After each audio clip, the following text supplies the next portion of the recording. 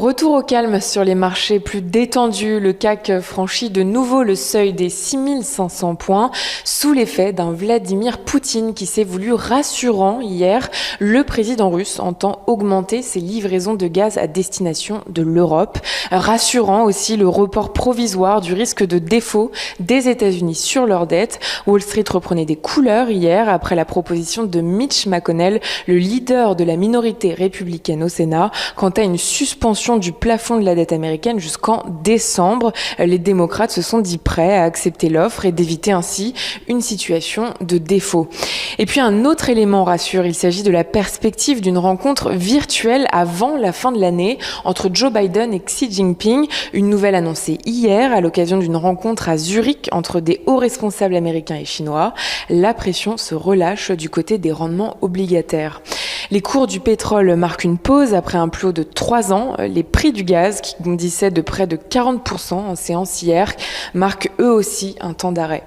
En Asie, le Nikkei progressait légèrement ce matin. Il interrompt une série de 8 baisses d'affilée, la plus longue depuis 2009. À Hong Kong, le Hang Seng a clôturé en nette hausse. Il bénéficie du bond de plus de 4% de son indice des valeurs technologiques. Le rendement de l'emprunt américain à 10 ans se tend légèrement à quelques heures de la publication de la statistique des inscriptions hebdomadaires au chômage aux États-Unis.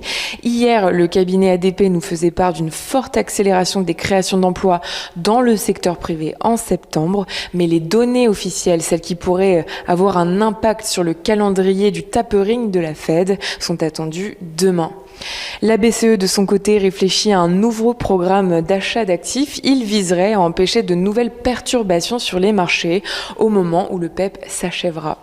On termine avec quelques valeurs. La cotation de la compagnie minière Oplata, alors suspendue depuis vendredi, a repris ce matin en forte baisse de près de 25%. Pour rappel, une décision judiciaire contraint la société à mettre à l'arrêt son outil industriel en Guyane française. Royal Dutch Shell anticipe un impact négatif de l'ordre de 400 millions de dollars sur ses bénéfices au 3e trimestre.